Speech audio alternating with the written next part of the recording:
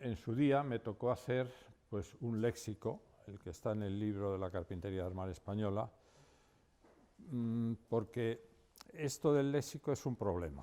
O sea, lo que aquí lo llamamos de una manera, pues si nos vamos a Andalucía lo llaman de otra, en Galicia de otra. Si miramos lo que dice, por ejemplo, cabio, pues entonces en un sitio nos encontramos que dice que cabio viene de cabrio. Cabrio es una viga entera que viene a tener pues una cuarta por un pie, y de ahí sale el cuartón, que es eso partido en 4 partes, pero luego en cambio otro dice que no, que el cabio es el parecillo que está sobre las rastreles o sobre las correas de la cubierta. Bueno, o sea que al final lo del léxico es bastante complicado. Pero bueno, vamos a ir empezando un poco por lo que era la carpintería de lo blanco. O sea, esto viene probablemente, es una deducción, de que los carpinteros que practicaban este oficio en Castilla, porque Castilla ha sido un poco el origen de España, o sea, ha sido la que ha estado buscando la unión de que todos los reinos de España pues se unieran. Llegó un momento ya que con los reyes católicos se consiguió unir y empezamos a tener ordenanzas, que conocemos ordenanzas poco antes de los reyes católicos, luego después de los reyes católicos, y ya ahí empiezan a establecerse las distintas categorías de quiénes eran cada oficio de carpintería, ¿no? Porque había los de lo blanco, de lo prieto, ensambladores o entalladores, que también se llamaban así, y los vigoleros. Si yo te pregunto a ti, por ejemplo, ¿qué haría un vigolero? ¿Qué se te ocurre decir? Vigas. Y casi. ¿Alguien más tiene alguna sugerencia? Bueno, pues como esta ignorancia no es culpa de ahora, sino de abandonar los términos, pues ahora solo eso aquí los llamamos luthier, cuando en realidad pues los vigoleros son los que hacen las vihuelas y todos los instrumentos musicales, los órganos, los pianos, las guitarras, todo. O sea, eso era el vigolero. Aquí lo que vemos es, por ejemplo, en este señor, vemos que es pues, un maestro que está con su maqueta y su vara de medir o de arrear a los obreros. No sé, ya nunca no lo han explicado. Y en este caso, por ejemplo, lo que estamos viendo es a alguien que está recibiendo a los obreros que van a hacerle la obra, y vemos que delante vienen los carpinteros y detrás de los carpinteros los canteros. A través de la historia del arte han existido los canteros, nunca se habla de los carpinteros. Pero sin carpinteros no había iglesias románicas, no había iglesias góticas, porque para hacer una bóveda hacen falta cimbras. Sin cimbras no hay Dios que coloque una piedra. Y hacen falta grúas, y hacen falta andamios. Pero como una vez que se termina la obra los carpinteros se van, para el historiador del arte el carpintero no pinta nada. O sea, solo cuenta el cantero. Siempre se habla de los maestros canteros, nunca se habla de los maestros carpinteros. Pero en la carpintería de lo blanco vamos a ver que el oficio de los carpinteros pues había distintos grados. El grado más bajo es el de tienda, que es lo que se hacía en la tienda que tenía. Hacía puertas, hacía ventanas, hacía pues a lo mejor una silla, una mesa, y poco más, porque en España el mueble se usaba muy poco. Luego estaba el de fuera o de afuera, que también aparece así en la ordenanza. Y ese es el que no estaba en el taller, o sea, el que tenía que salir fuera del taller, el que se mojaba en las obras y el que le tocaba todo el trabajo duro de las obras. Y ya por encima de eso había un grado que era el lacero. El lacero hacía lo que llamamos la carpintería de lazo, que también los historiadores pues, han acabado llamándola mudéjar, y nunca la han hecho los mudéjares. O sea, los mudéjares no tenían ni puñetera idea de hacer este tipo de carpintería. Según van apareciendo contratos, pues siempre son personajes cristianos los que lo firman. A veces aparece uno con nombre árabe, pero es que había muchos cristianos que se hicieron árabes porque se ahorraban el impuesto de capitación, que tenía tela. Bueno, y por encima de todo estaba el geométrico.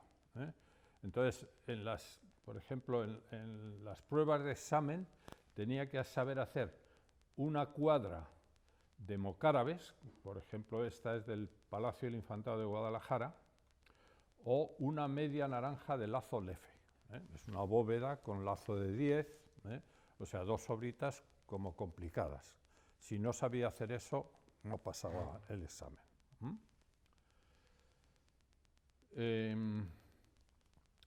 Ese carpintero, el geométrico, pues no solamente tenía que saber hacer eso, era el responsable de hacer puertos, de hacer puentes, de hacer grúas, todos los ingenios estos y todos los ingenios militares.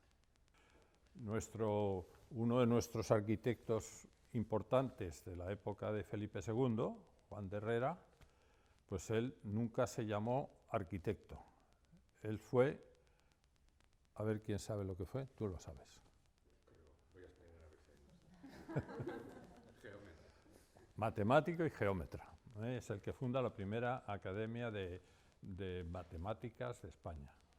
También los historiadores les ha dado por llamar carpintero de lo Prieto al que hacía pues las cosas vastas, la arquitectura más vasta, usaba las maderas en rollizo. Mentira, el carpintero de lo Prieto nunca ha intervenido en la construcción, a pesar de que lo diga Gómez Moreno o lo diga quien lo diga, nunca intervino en la construcción. El carpintero de lo Prieto era el equivalente al ingeniero industrial de hoy.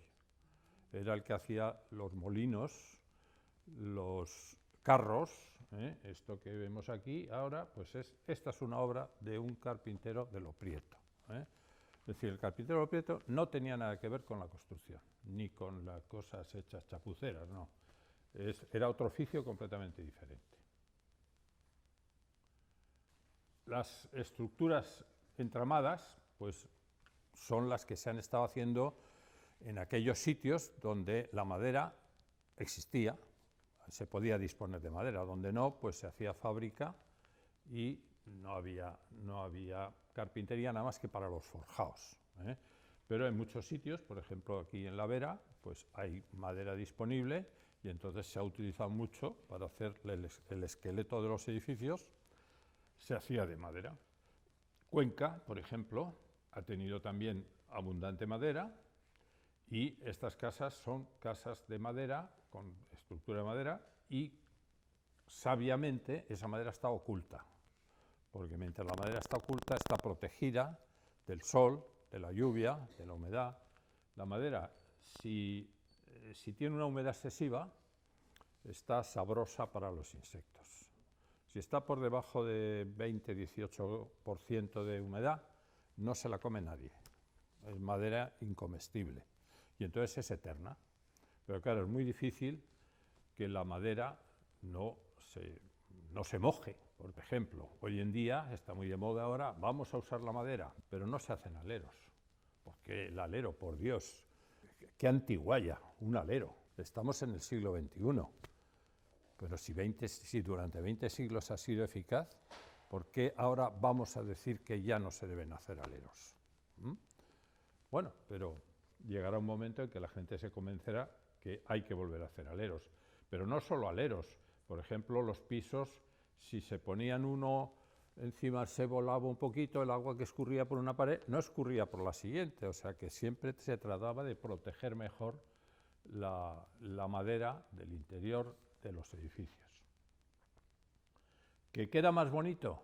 Sí, queda muy bonito, pero es que ahora, por ejemplo, le ponemos flores en los balcones, entonces hay que regar las flores, ese agua va a la madera, los insectos se enteran y vienen ahí rápidamente, y anda, y hay que arreglar la barandilla, pues se nos ha estropeado la barandilla, qué poco ha durado, pues no era tan buena la madera.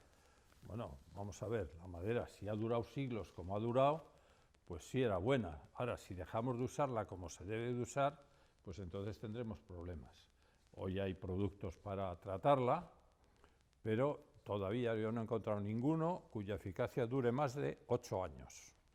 Claro, si por ejemplo aquí esta madera estuviera al descubierto y para tratarla tuviéramos que poner andamios, imaginaros el problemón que sería pues poner un andamio cada 8 años para dar a las maderas a estas protecciones para que aguanten bien la humedad y la intemperie.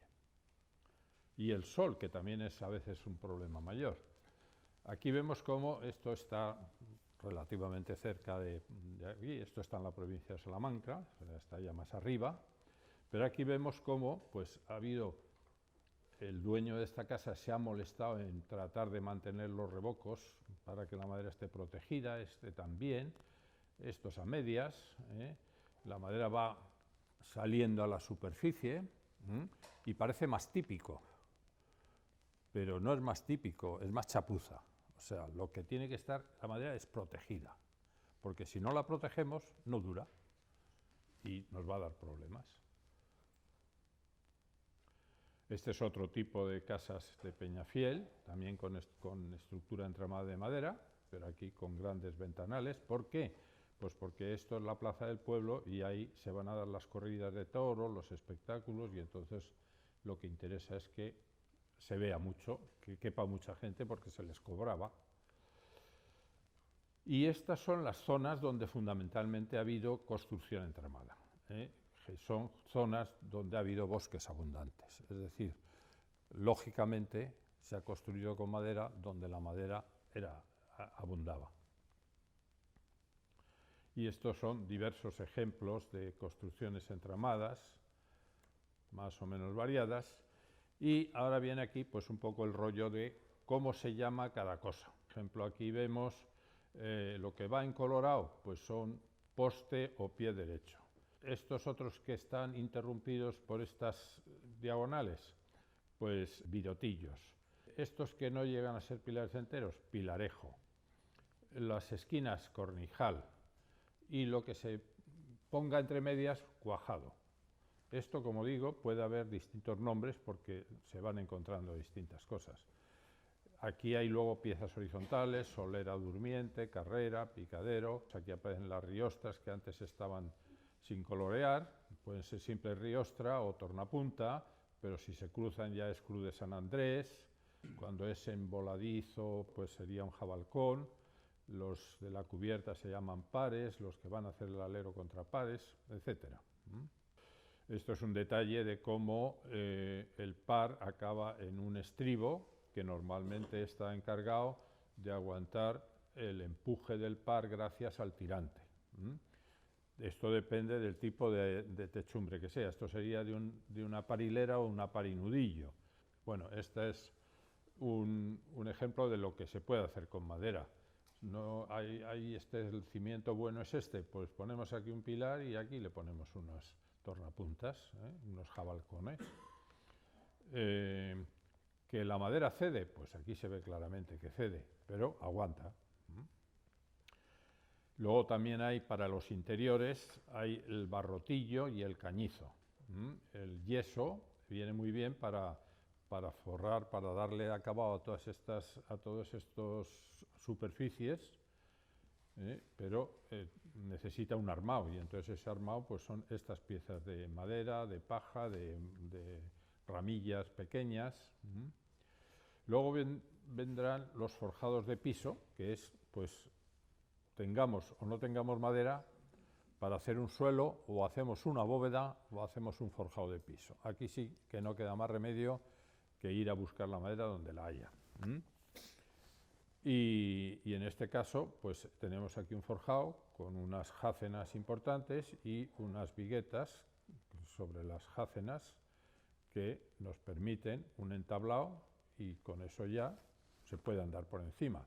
Evidentemente, pues aislamiento acústico nulo, no hay nada. Normalmente se ponía sobre la madera, pues a lo mejor un acabado de lo que fuera, de un mortero, En algunos sitios pues, se ha usado el yeso como acabado. Y estas son las formas más corrientes de madera que se solían utilizar. Todo está en función de las medidas humanas. Entonces, la vara son 3 pies o 4 palmos. Y la tercia, que es un madero que tiene un pie por un pie, que es la tercera parte de una vara. La cuarta es el que tiene pues una cuarta por una cuarta, y la sexta, pues la sexta parte de la, de la vara. Una de las secciones más utilizadas era el cabrio, que era esta pieza de tercia y cuarta. Y después tenemos esta otra que es cuarta y sesma, y del cabrio se sacaban los cuartones. Esta ha sido prácticamente la sección que se ha utilizado en prácticamente casi todos los techos que se han hecho en España. O sea, casi todas las armaduras, estas mal llamadas mudéjares, casi todas son de cuartones. Bueno, este es un ejemplo de... Independientemente del tipo de árbol. Independiente del árbol, sí. Sí. Vuelvo a decir que si, por ejemplo, en Galicia, pues el cuartón no es rentable porque cortan el castaño, cortan la rama del castaño más que el tronco del castaño, pues a lo mejor pues no usan esa sección y usan otra. Pero eso ya sería empezar a entrar en detalles de cada región, y eso ya nos volvíamos un poco locos. De hecho, pues por ejemplo, cada serrería pues tenía su propia catálogo de las secciones que cortaban. Es decir, en Guadarrama, por ejemplo, que está al lado de Madrid, pues hay unos que tienen unas secciones, pues porque en esa ladera el árbol que tal, pues se le da mejor esta sección que la otra, y entonces se dedican a vender eso, porque al final el problema que tenemos los que construimos con madera es que la madera no es nunca de la medida que nosotros queremos, es de la medida que nos venden. Y eso ha sido así toda la vida y seguirá siendo toda la vida, porque seguimos sin poder hacer que nos hagan la madera a la medida. La madera es la que hay y tenemos que acostumbrarnos a usar esa madera, que, como digo, puede variar simplemente. O sea, en una misma región, en Madrid, pues buscamos cuadros de estos de distintos aserraderos y vemos que tienen medidas distintas. Coinciden en muchas, pero luego hay otras que son distintas, por la razón que sea, por el tipo de árbol que tienen en la zona, por lo que sea. El forjado más complejo que se puede hacer es el de que tiene grandes jácenas, sobre las jácenas vigas cruzadas y sobre las vigas viguetas o jaldetas. Y luego sobre eso hay que taparlo. Entonces, una de las formas es la cinta y saetino. Las cintas pueden ser lisas, pueden estar recortadas con distintas formas, pueden dejar espacios libres. Si dejan espacios libres, luego hay que cuajarlos con otras tablas, y la tabla recibe el nombre de chilla, que es como se llama en el aserradero. Muchos historiadores a estas estrellitas lo llaman chilla porque normalmente esta tabla está aquí decorada, y entonces dicen que la estrella es una chilla. No, la chilla es la tabla que va detrás. Pero bueno, según el historiador, eso es una chilla, o sea que también habrá que llamarlo chilla. Si estamos con un libro de historia del arte, pues nos dirá que esa estrella es una chilla. Habrá quien se enfade y chille por lo que lo está diciendo mal, pero bueno.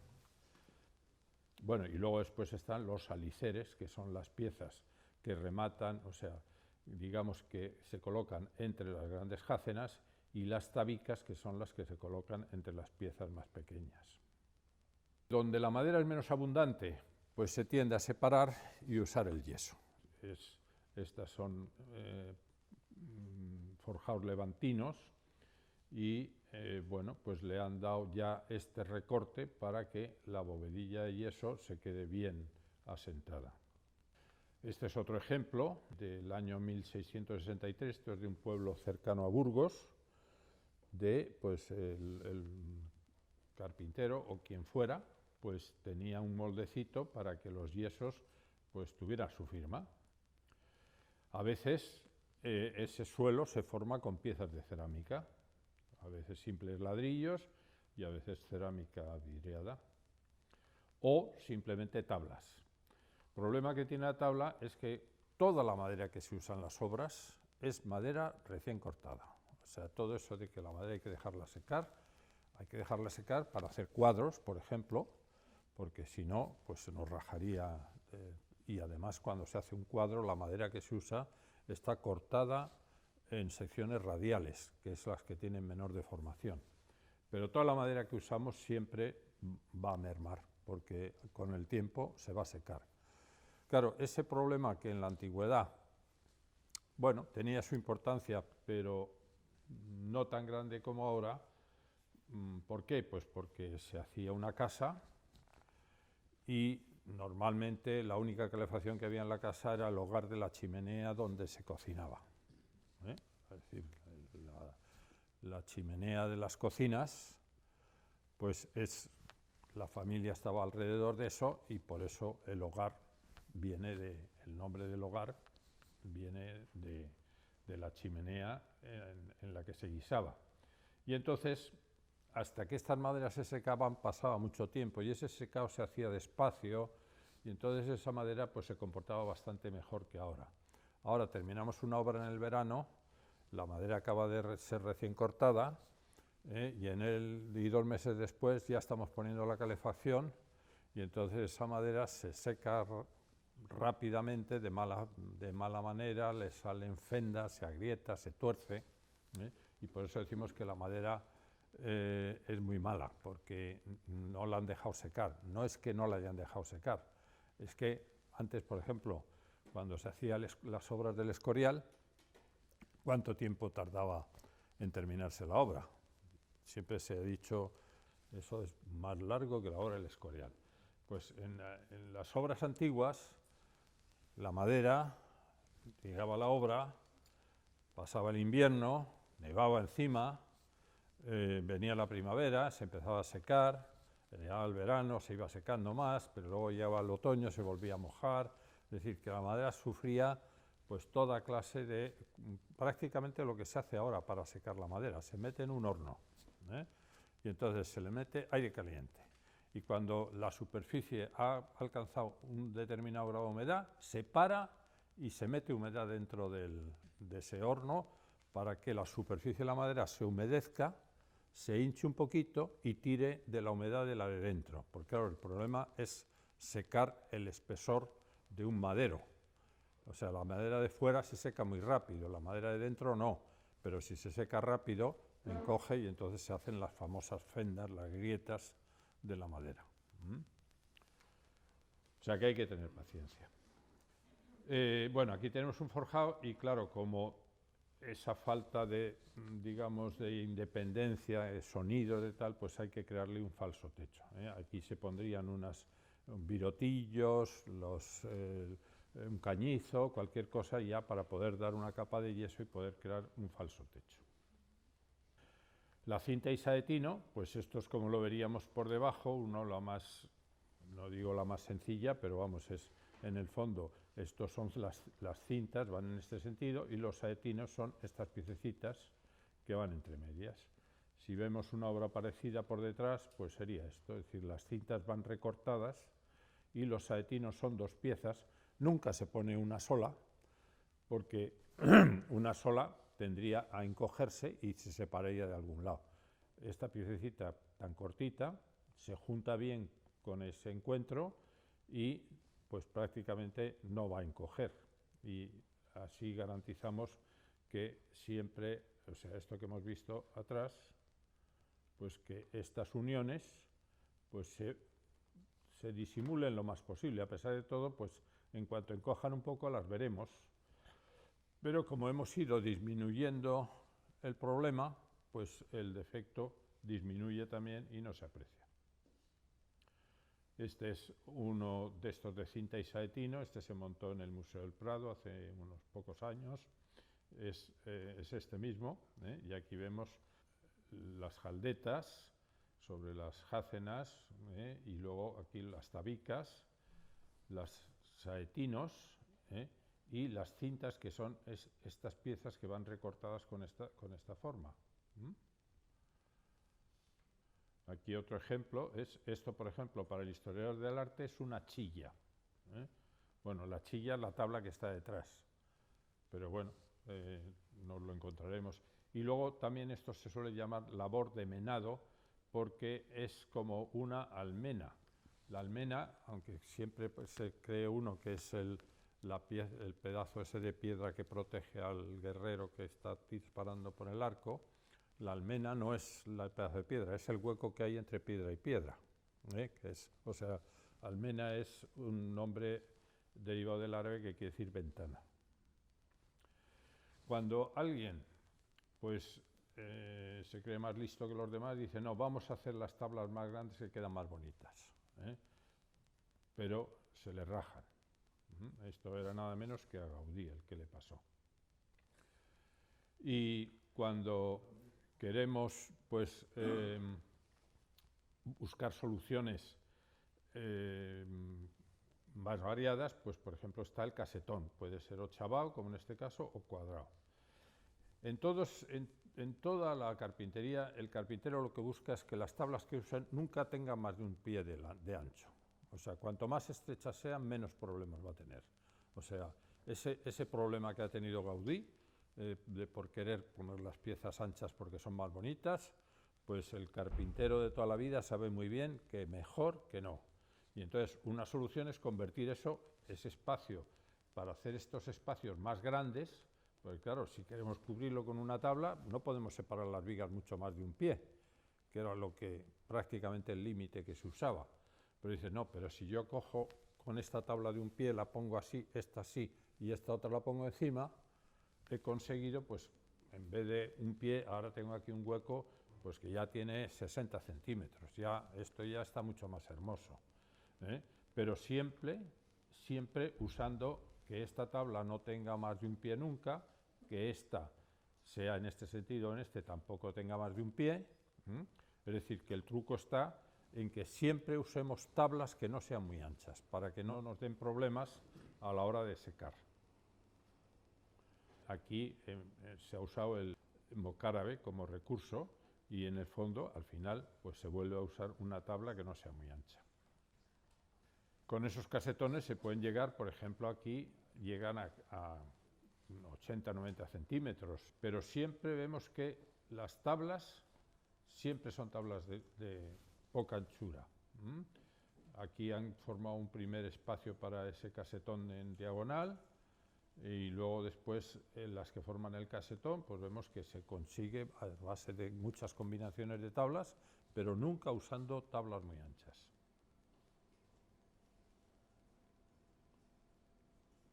Este es otro caso en el que, bueno, en estas vigas que están más próximas sí se puede poner una tabla, pero ya en estas otras ya hay que buscar el casetón. O esta otra solución, esta se usa mucho en Galicia, es como una especie de casetoncito, o ya se complica un poquito la vida y se llega a hacer toda esta serie de complicaciones, pero siempre buscando resolver el problema de que la tablazón que la empleemos nunca sea una tabla muy ancha. Luego estos forjados también se puede mejorar el comportamiento de la viga con estos jabalcones. Normalmente estos jabalcones van a reducirnos el momento de esta viga, es decir, la flexión que va a sufrir la viga se reduce a la mitad. O sea que es una solución muy eficaz. El único problema es que esto, o sea, ese esfuerzo que se le ha aliviado a la viga va al muro. Claro, que si yo estoy haciendo esto como un forjado, es decir, un piso sobre el que voy a andar, quiere decir que va a haber otro muro encima. Encima de este muro tiene que haber otro que va a aguantar el siguiente piso. Entonces el peso de ese muro va a ayudar a contrarrestar los empujes de estos jabalcones. Y luego ya pues tenemos la carpintería de lazo, que también se usó en forjados. Es decir, aquí las vigas van enteras de lado a lado y simplemente se rebaja en la superficie de la viga pues el trozo que va de aquí a aquí, el trozo que va de aquí a aquí, y se van poniendo los taugeles, que son estas piezas de espesor de unos 12, 13 milímetros, no mucho más, y que van formando todo el dibujo de la lacería. Este es San Juan de los Reyes, también es otro forjadito con sus tornapuntas o jabalcones y también con su dibujo de lazo. Esto es otro en la provincia de Toledo, en Erustes, en el que vemos que estas son las vigas que están haciendo el papel de resistente, aunque realmente aquí no se preocupaban demasiado por la resistencia, puesto que es un techo ornamental, podríamos llamarlo como un falso techo, que simplemente está en una capilla lateral y entonces es una forma de ornamentar esa capilla. Es decir, se puede andar por aquí encima, pero no está en principio pensado como una superficie para poder andar encima de ella. Y esto es de la alfajería de Zaragoza, que hacen los Reyes Católicos, en el que las vigas apoyan en los muros y luego hay un sistema de viguetas y todo eso va oculto por toda una serie de maderas decorativas que van rellenando todos los espacios, estos enormes espacios que hay entre vigas. En el Palacio Güell todos los artesonados eran resistentes y bueno, pues Gaudí fue buscando pues cosas, pues cada vez se iba complicando un poquito más la vida. En algún caso estos son vigas que funcionan como tales vigas, con elementos de hierro forjado que están convirtiendo esto en una especie de viga Vierendel, y donde las vigas son lo único que hay como vigas vistas, pues tenían un gran espesor por detrás de la parte vista para aprovechar pues todo el relleno que le ponían de ladrillos y mortero de cal. Este es un techo que hace puramente decorativo. ¿Por qué? Pues porque esta es la sala de fumadores y entonces por no sé qué sitios hace que el humo de los fumadores pase a una cámara que hay por aquí detrás, que está ventilada por la pared que da al patio. Esto, por ejemplo, no lo supimos hasta que, bueno, cuando se estaba interviniendo para ver cómo estaba la madera, se descubrió que había un doble forjado. O sea, esto no era el forjado, era un falso techo y había unos huecos precisamente para que ventilara el humo de la sala de fumadores y también para que ventilara la sala que había en el interior, debajo. Entonces, ¿no? Hay que conocer un poco el Palacio Güell. Tiene en el centro justo, es un gran espacio que tiene una gran, digamos, no es una cúpula, es como si fuera una especie de chimenea, es una cosa extraña, pero está perfectamente decorado y todo, pero esa sala era interior y entonces también le hacen una ventilación a ese salón a través de este falso techo para que ventile al patio. Había muchas sorpresas en las obras de Gaudí. Este es cómo está organizada esta estructura, que es toda una serie de piezas que se van cruzando a medias maderas y que está todo reforzado con pletinas de hierro forjado. Este es otro de los techos que hace Gaudí.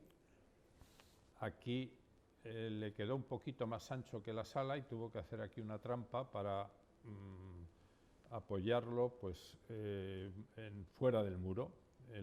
estos muros que se ven aquí, este y este, no llegan arriba del todo, se interrumpen y la pared hace esto y luego de repente así una curvita y sube para arriba por detrás.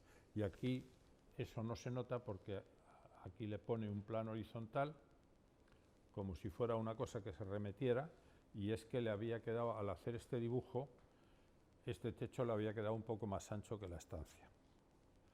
Eso le obliga a que en el piso de arriba tuvo que hacer una viga, una gran viga de celosía, que no se sabía tampoco que eso era una viga, porque estaba forrado de madera y parecía que era una decoración de madera. Pero cuando estuvimos investigando, pues por la parte que no se, la parte del interior que no se accedía fácilmente, ahí con un andamio pues pudimos ver, quitar la madera y ver que lo que había dentro era una celosía de hierro forjado rebolonada, porque toda la parte del muro de arriba no podía cargar en este muro porque estaba desplomado. Misterios de Gaudí. Era su primera obra, o sea, tampoco tenía mucha experiencia. Este es ese techo, está hecho todo con vigas como si fueran vigas laminadas, en las que las unía a base de roblones y tornillos. Y este es otro, que este es todo también de este tiene madera por arriba y hierro por abajo. Tiene madera por abajo también, pero toda la parte inferior son tiras de hierro forjado porque tiene que trabajar a tracción y eso en la madera es muy complicado. Esta es la solución, y aquí es cuando se descubrió que los techos que tenía el Palacio Güell, que pensaban que eran puramente decorativos, eran estructurales. Esto fue un encargo que me hicieron para pues tener una descripción de los techos, desde los techos decorativos del Palacio Güell. Pero claro, al ver este techo no había estructura más que esta, es decir, no cabía otra. Y entonces empezamos a hacer catas y vimos que no eran decorativos, que eran resistentes todos los techos del palacio. Lo siguiente que tenemos son las armaduras de cubierta, es decir, lo que protege el edificio. Lo primero, pues este es el arsenal del Pireo, pues en el que hay unos hermosos bigones. Bueno, debió haberlos, porque ya no queda nada de esto. Y con un pilarcillo en el centro, pues nos permite poner de estas piezas y luego ya las horizontales que van de lado a lado. Esta pieza recibe el nombre de cuchillo triangulado. El nombre de cuchillo le viene porque corta la sala, la va acortando para que entre cuchillo y cuchillo podamos poner maderas de las dimensiones que son fáciles de encontrar. Porque claro, normalmente si hubiera maderas fáciles de encontrar como los tirantes que necesitan, pues simplemente se pondrían vigas de lado a lado. Pero como eso es muy difícil, pues entonces incluso de hecho muchas veces los tirantes están empalmados en el centro con el famoso rayo de Júpiter para que pueda trabajar a tracción y se pueda hacer con maderas pues de las disponibles, porque el problema, vuelvo a lo mismo que decía al principio, no es la madera que queremos la que hay, sino la que el que está en el bosque corta y nos proporciona. La fórmula es que estas dos piezas están trabajando a compresión y el tirante trabaja a tracción. Entonces esto está equilibrado, solo transmite cargas verticales a los muros y sobre los pares, que son estas piezas, están las correas. Y sobre las correas los cabios o parecillos o pares, porque los podemos llamar de todas esas formas, ¿no? Y estas son tornapuntas, en este caso con esta otra tornapunta que se adhiere al par para que trabajen conjuntamente. En Santa María en Cosmedín, en Roma, existe estos cuchillos triangulados, pero que en vez de la fórmula del pendolón y las dos tornapuntas, pues le ponen estas dos especies de nudillos. Y de ahí viene un error de Gómez Moreno, que piensa que la armadura de par y nudillo deriva de estas armaduras romanas. Pero claro, estas armaduras romanas están separadas entre sí y sobre ellas se colocan las correas y luego se colocan los cabios. Mientras que en las armaduras que se han hecho en España, el par y nudillo o par hilera no tiene nada que ver con esas cerchas romanas, sino que, bueno, este es un dibujo que hizo Rafael Manzano de San Salvador de Priesca, que dice que es de donde deriva el par y nudillo español, y es falso. Y esto es la versión simplificada del cuchillo romano convertido en lo que se llama la tijera, que es un tirante y dos pares. Se cruzan de esta forma y eso permite afianzar la cumbrera sobre la que pueden venir directamente los pares. Aquí en este caso no han colocado correas intermedias, sino que directamente se han colocado pares. Ahora veremos cómo eso también puede tener otro nombre. Este es el típico cuchillo triangular romano, uno de los pocos que quedaba visto, porque se han ido cubriendo todas las caras inferiores de lo que hay en Roma, está todo cubierto. Esto se quemó a finales del siglo XIX. Y luego pues vamos a ver las armaduras de pares. El sistema, cómo funciona una armadura de par, es exactamente igual que como construimos un castillo en naipes. Simplemente se apoya uno en otro y se equilibran porque abajo hay suficiente rozamiento para que esto no se deslice. El rozamiento es una cosa que despreciamos, pero el rozamiento tiene mucha importancia en las estructuras, pero por la razón que sea, en la normativa no nos dejan usar el rozamiento. Cuando restauramos el chapitel de la Solana, el chapitel es una pieza muy alta, el viento le empuja y entonces, según los cálculos, el empuje del viento levantaba el chapitel y lo podía desplazar.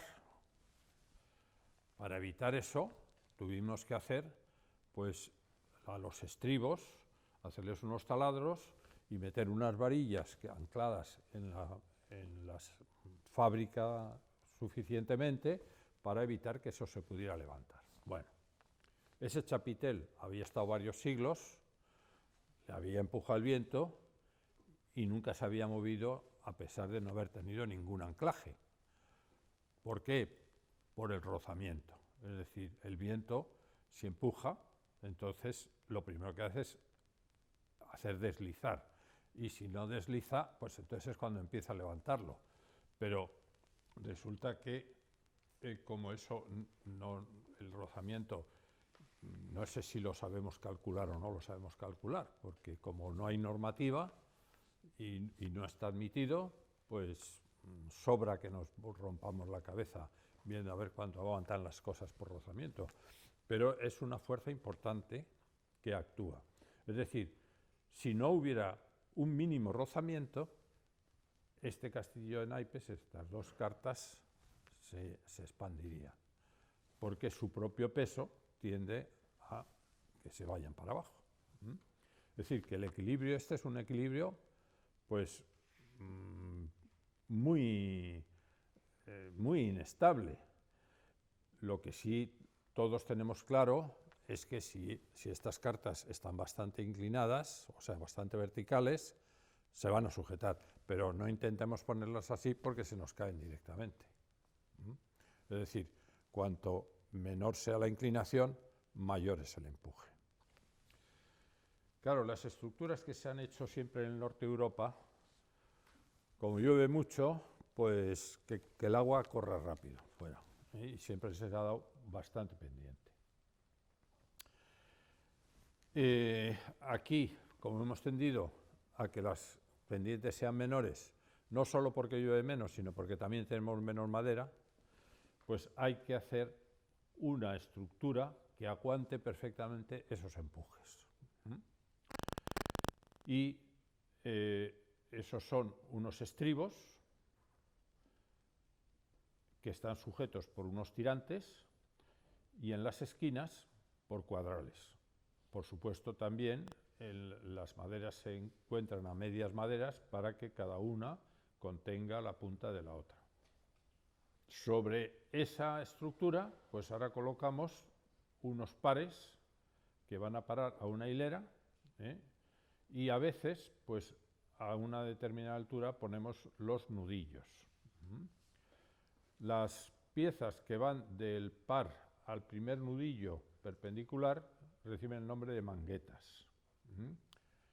Y luego el conjunto de nudillos pues recibe el nombre de almizate o arneruelo. Arneruelo era el nombre que tenía cristiano y almizate el nombre que recibe árabe. Los pares que llegan a las limas reciben el nombre de péndolas. Y luego después, como esto tiene que venir irremisiblemente al estribo, pues si queremos llegar al borde para poder hacer los aleros, necesitamos los contrapares, que son estas otras piezas que apoyan en el par y que van a buscar el borde extremo del alero. Las piezas de los encuentros se llaman limas. En el caso de estos son limas únicas o bordón, se llamaba así entonces, y también pueden ser dobles o mohamares. En el caso de ser dobles, no llegan a la hilera como hemos visto en el caso anterior. Es decir, aquí la lima va hasta la hilera, mientras que en este caso ya vemos que la lima se para en el que se llama par al arrozo, el que está justo y donde van a cometer las limas. El resto, las piezas son las mismas, o sea que eso tiene. Los testeros suelen recibir el nombre de la parte estrecha suele recibir el nombre de testero y la parte larga gualdera. La lima doble se llama también lima mohamar y normalmente el faldón se acaba en la lima y luego después a veces se completa, a veces no, con estas piezas que son las péndolas, acaban en la lima. Y una vez que termina la lima, entonces vienen las arrocabas que van a completar ópticamente lo que era la lima en la techumbre para unirse entre sí. La forma que se le da a la lima, esto recibe el nombre de cerrillo.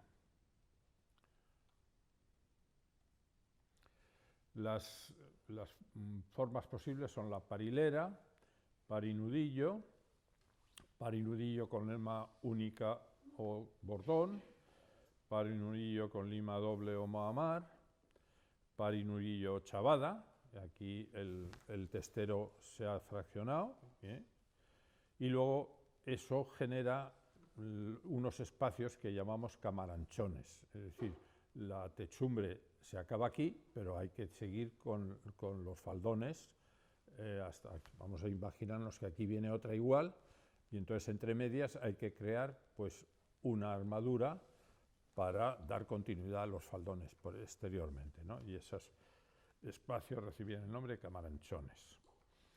Cuando la luz sobrepasaba los 8 o 9 metros, entonces el cuartón, que era de lo que solían estar hechos estos pares, ya era demasiado flexible y entonces se añadía lo que se llamaba el quinto paño, es decir, una tornapunta que hace que prácticamente las longitudes vienen a ser las mismas en los distintos paños.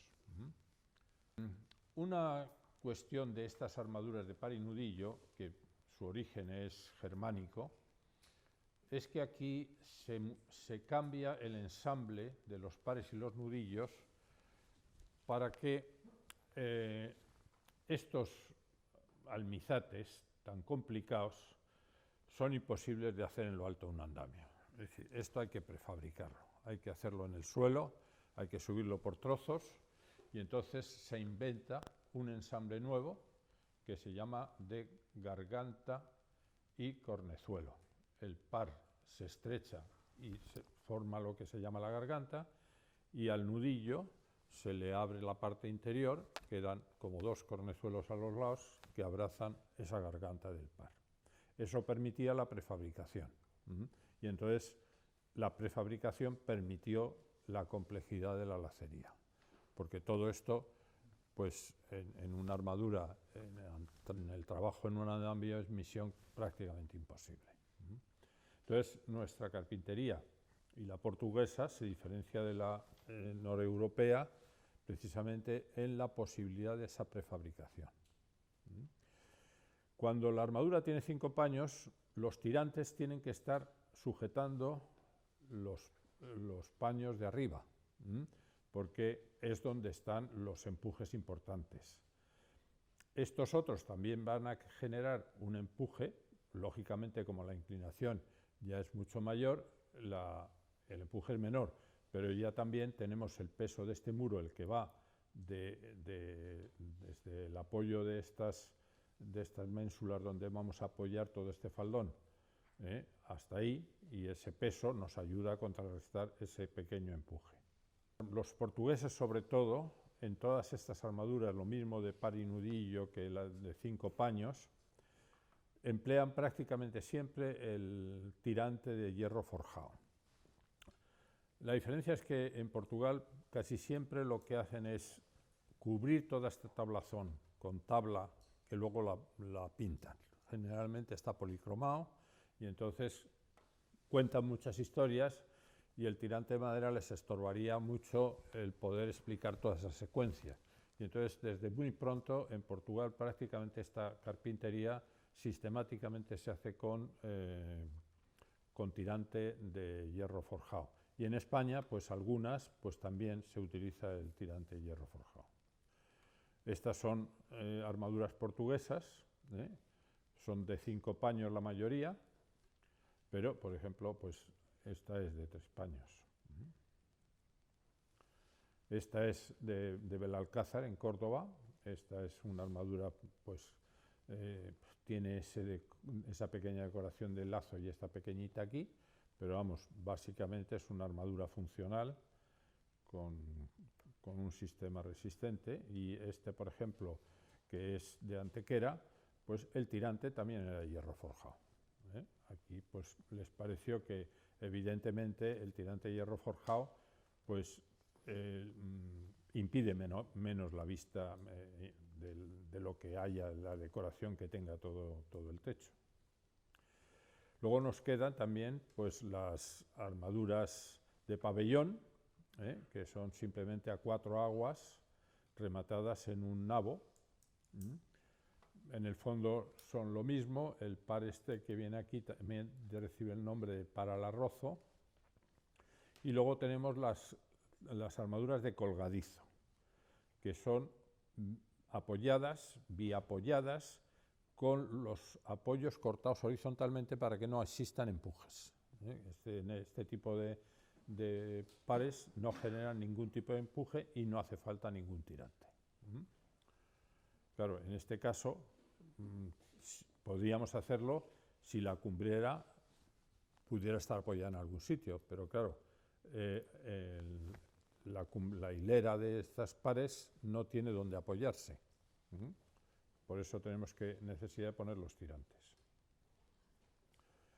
Estas son armaduras gallegas, pues que lo mismo, pues dicen que como eran de madera las hicieron los mudéjares. No, ahí no fueron nunca mudéjares a construirlo, pero es lo mismo, es el par y nudillo, o par y nudillo, pues a veces, pues en vez de con el criterio del par y nudillo, pues aquí lo que hay, esto es, el arco de piedra ha sustituido al cuchillo romano y entonces lo que se ha colocado son unas correas y sobre estas correas se colocan o estos palos horizontales o estos inclinados. Pero esto, aunque aparentemente pudiera parecer que era un parinudillo, en el fondo pues es una armadura sobre arcos diafragma.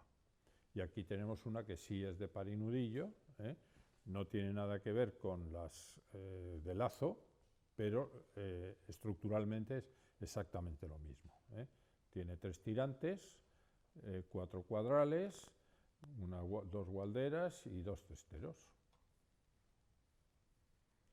Y a veces pues, nos encontramos cosas raras. Esto, por ejemplo, pues es como si fuera una especie de cuchillos romanos como ese de Santa María in Cosmedin, pero tiene un estribo común como si fuera una armadura de parilera.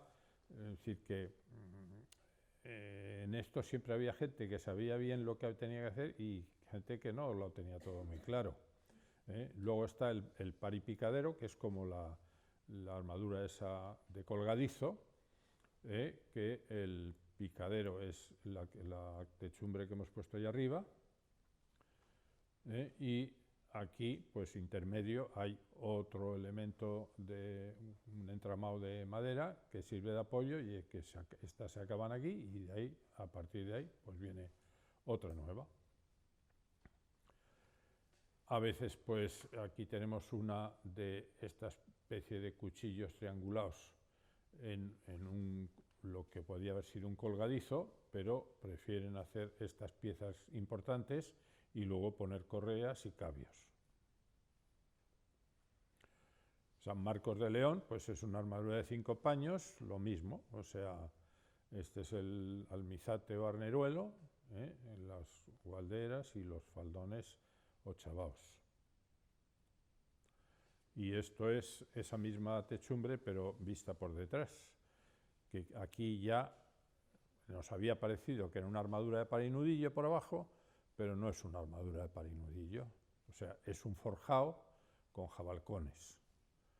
Y la hemos acabado como si fuera una armadura de parinudillo. Esto lo vamos a encontrar, este error lo vamos a encontrar en muchos libros de arte, llamar a esto una armadura de parinudillo cuando es un forjado ajabalconado. Pero claro, si las cosas no se ven por detrás, pues no es fácil tampoco saber de qué va. Hombre, con un poco de sentido común se sabe, porque si encima hay un piso sobre el que se anda, no es una cubierta. Una cubierta acaba en la hilera. Un forjado, pues es un sitio por donde vamos a ir pisando por encima. Este, por ejemplo, en Santa Cruz de Toledo, pues ahí está bien claro porque se anda por ahí arriba, y lo mismo, pues tenemos un artesonado con sus jabalcones. En este otro caso, por ejemplo, podríamos pensar lo mismo. Este es del techo del Paraninfo de Alcalá de Henares, pero resulta que ahí lo que es ese techo son los tirantes de la armadura de parinudillo. Entonces se han puesto suficientemente próximos para poder hacer un conjunto de lacería, pero lógicamente esta lacería es mucho más ancha, mucho más separada que el resto de las lacerías que vamos a ver. Es decir, la separación entre las distintas piezas no es la de los techos de lazo, que están muy próximas entre sí. ¿Por qué? Pues porque aquí el problema era otro, ¿no? Pero claro, estas cosas a veces hay que verlas por abajo y por detrás y por arriba. Aquí tenemos una armadura de 5 paños de lazo de 8, esta es de las primeras, esto es del siglo XIII, ya esta técnica está desarrollada a la perfección en pleno siglo XIII y a pesar de que es una armadura perfectamente resistente, la hacen decorativa y le hicieron encima otra que la protegía. Luego hay armaduras ochavadas, esta fue una armadura muy complicada de restaurar porque pensábamos primero pues que era una vez que se puede entrar por aquí y se ve esto, puede parecer, al ver que hay otra armadura encima, que esto era puramente decorativo, pero no. Resulta estaban implicadas una en otra y entonces era decorativa, pero a la vez estaba sujetando a la armadura para poder tener esta linterna que rompía la continuidad de la cubierta. Es decir, que desde abajo nunca se acaba de saber todo lo que hay detrás de todo este tipo de conjuntos. Esta probablemente es la mayor espacio cubierto de esta época, porque esto tiene una superficie de 400 metros cuadrados sin ningún soporte. Esto aproximadamente son 20 metros y en este otro sentido también hay otros 20 metros de largo. ¿Qué hicieron? Pues hacen un par de arcos diafragma, tendrán sus correspondientes contrafuertes, que han permitido poner pues, unas vigas madre, es como lo llaman en el contrato, y entre ellas pues, unas armaduras de par y picadero o de colgadizo, como las queramos llamar, y entre medias una artesa de par y nudillo, con su hermoso lazo. Santa Isabel en Toledo hay esta armadura que siempre ha pasado por ser a dos aguas, pero que esto era lo que parecía que tenía. Cuando hay lazo, pues esta cinta de abajo se llama cinta del almarbate. Estos son los peinazos, que son las piezas que unen un par con otro. Y como digo, cuando pudimos ver una especie de cuartuchos de almacén que tenían, estos tabiques estaban cortando el final de la armadura, que son armaduras a 4 aguas. O sea, esa armadura no era 2 aguas, sino que era una armadura a 4 aguas. Los peinazos suelen tener la parte superior con los agramilaos, que es como reciben el nombre de estas ranuras que se le hacen para resaltar el trabajo del lazo. Y las espigas siempre están cortadas en cuña, porque de esa forma el peinazo de un lado con el peinazo del otro se acuñaban y se sujetaban sin necesidad de clavos, para que todas estas piezas se pudieran manipular luego como elementos prefabricados. Y luego ya pues hay la complicación de cuando ya lo que queremos es hacer una lacería excesivamente compleja, pues el carpintero lo que hace es lo que se llamaba trabajo ataujerado, es decir, toda la lacería se formaba con piezas pequeñas que reciben el nombre de taugeles, y de ahí el nombre de ataujerado, y la estructura pues está hecha en función del dibujo de ese lazo, o sea, porque lógicamente esta armadura no es cualquiera, sino que tiene que estar dimensionada con las inclinaciones, con los ángulos, todo, perfectamente para que se adapte a la geometría de este dibujo del lazo.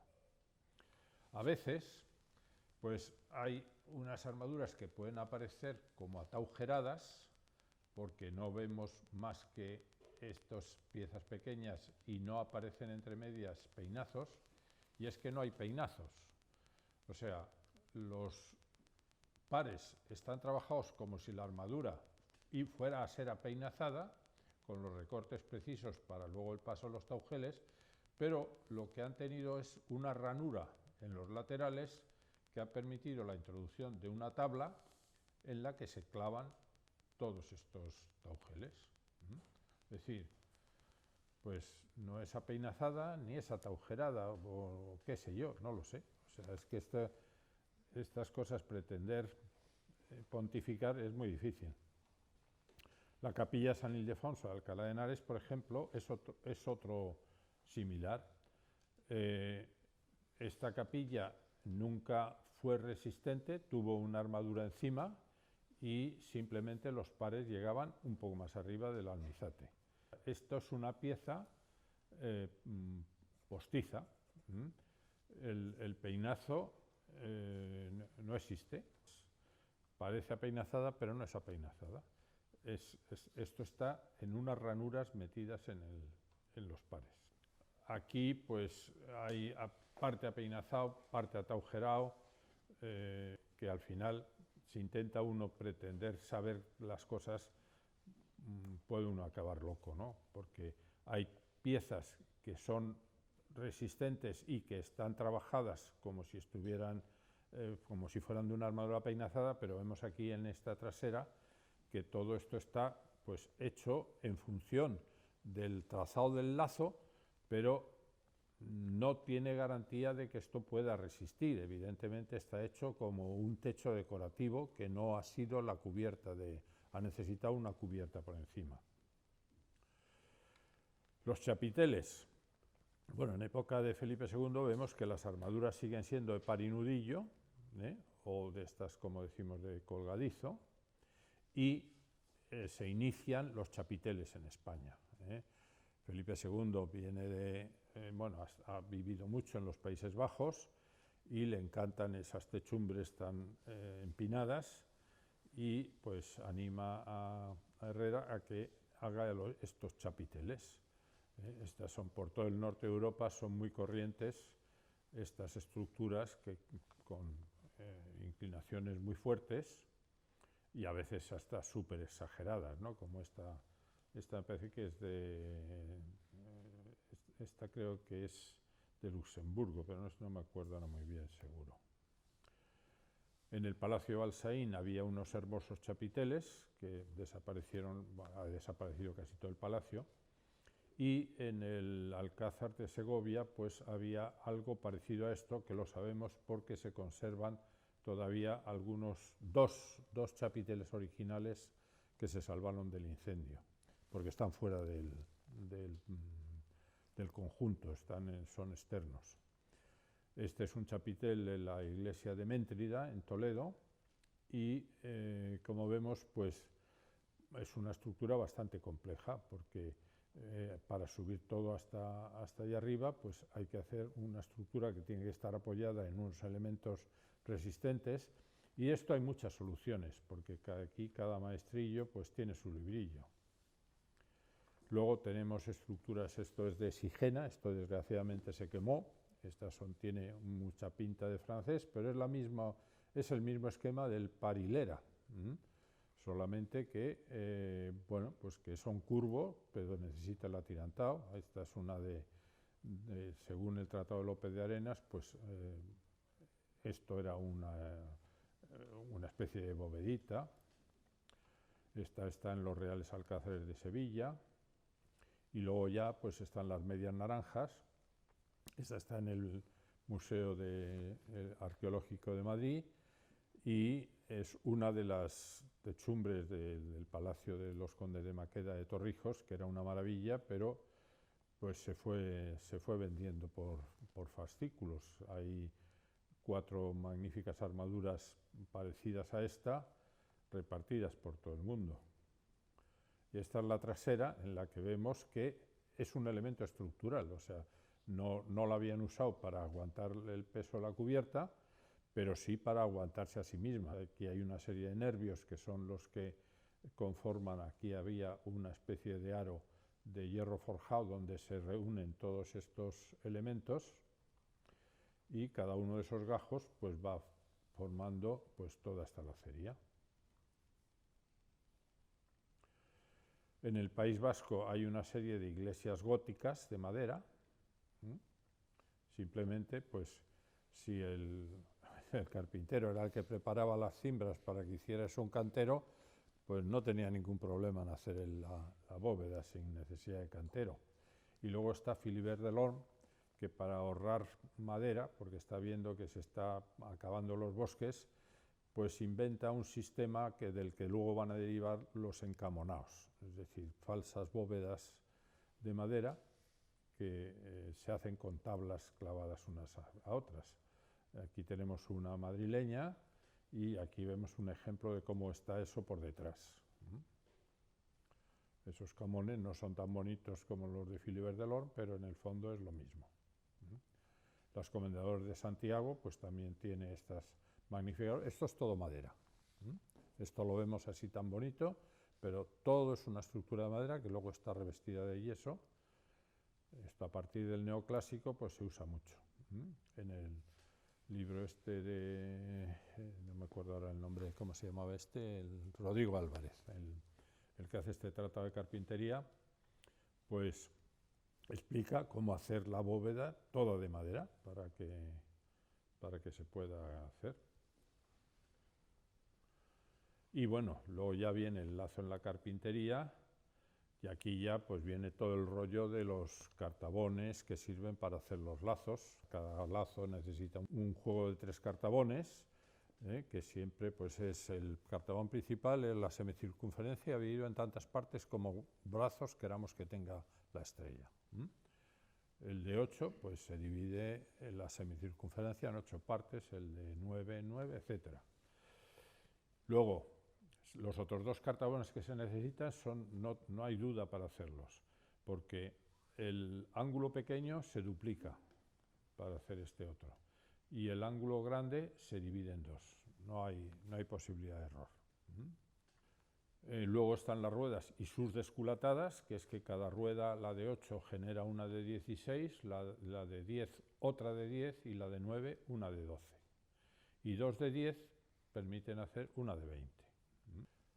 El carpintero no necesita saber hacer más que esas 5 piezas. Aquí estamos viendo 7 piezas, ¿no? 1, 2, 3, 4, 5, 6 y 7. Pero en realidad esta y esta son la misma, son idénticas. O sea que no hay más que 1, 2, 3, 4 y 5 piezas. O sea, sabiendo hacer esas 5 piezas ya sabe hacer todo. Ahora se va poniendo así y, o sea, más fácil no puede ser. Cada pieza tiene su nombre. Esta es la boquilla del sino, esta es la jáliba, este es el costadillo del azafate, esta es la media espilla, y esta es la espilla. Los que siempre han dicho que esto era islámico, pues dicen, fíjate, esta pieza se llama jáliba. Pero claro, la forma que tiene esto, lo que recuerda es un pez, que es el halibut, el bacalao. Y este nombre solo se le da a un pescado que se pesca del Cantábrico para arriba. Y los rellenos son el sino o signo, la almendrilla, el azafate y el candilejo. Los mocárabes ya es para volverse loco, pero bueno, los racimos son bastante facilitos de hacerlos, y pueden ser cubos, que es el racimo al revés, o sea, una cupulita. Al final son todo piezas triangulares, que también tienen sus nombres, y el medio cuadrado, que es un triángulo, rectángulo isósceles, y después la jaira, que son 2 dumbaques. El dumbaque era el primer triangulito, y luego, dependiendo de la forma como cortemos los extremos, pues van saliendo distintos nombres. Y luego está la pieza rectangular, que tiene los 2 lados del triángulo, ese rectángulo isósceles. Este es el lado de la hipotenusa y este es el cateto, para que se puedan siempre juntar entre sí. No tiene más misterio. Y con esto ya os dejo respirar porque...